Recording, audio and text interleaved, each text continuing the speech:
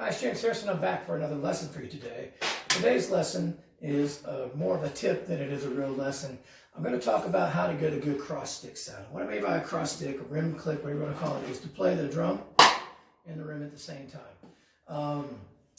I've actually done projects in a recording studio before where I actually had an engineer tell me that I had the most consistent cross stick sound that he had heard. And didn't have to like sample it and replace all of them, which I consider to be a good thing.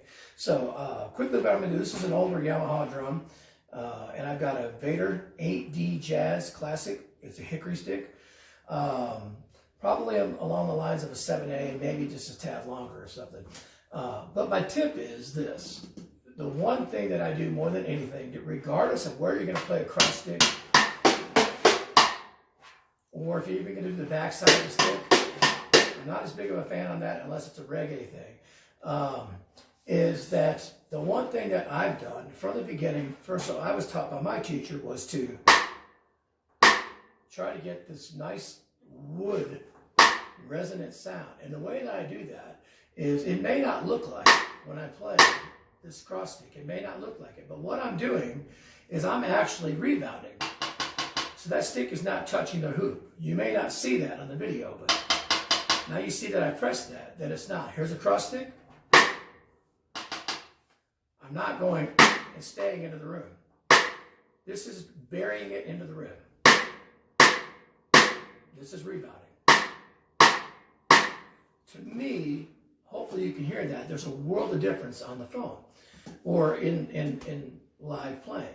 So the basic tips that I have is, first off, I only hold the stick with my index finger and the thumb and touch this part of the hand and lift it up and come back down.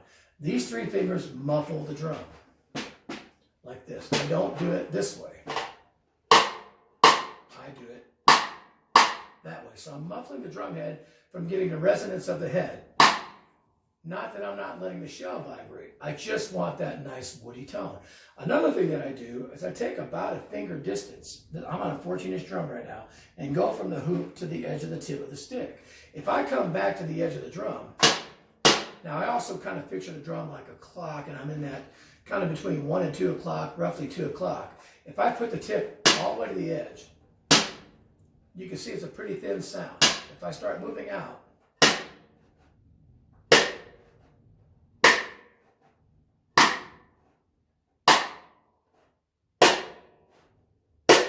you can see there's a point where it really got a nice wood tone.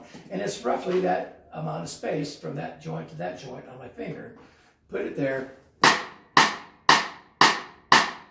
and I get that nice tone. Again, I'm muffling the head. Here's the snares off. A little bit of a deeper pitch. Snares on. A little bit of a brighter sound. So if I'm playing a basic,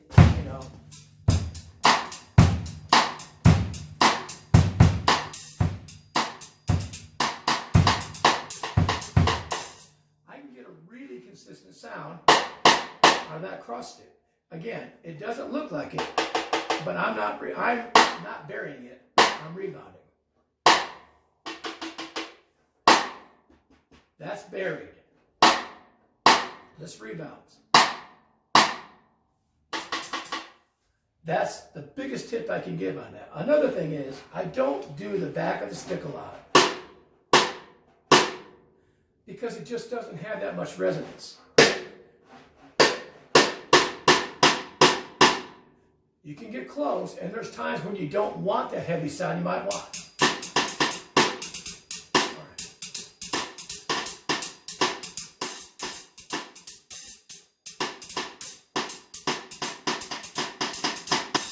You might do a reggae-oriented thing where you don't want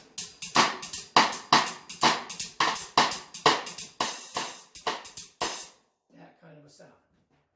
So, rebounded cross stick, about a knuckle joint away from the edge of the drum. It's on a 14-inch drum. You just have to make an adjustment on a 13-inch drum or something like that.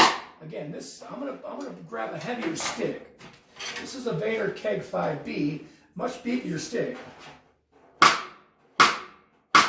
Now this stick might be a little bit more dense in the wood. It's a hickory stick, but you see the pitch is higher, even though it's a bigger stick.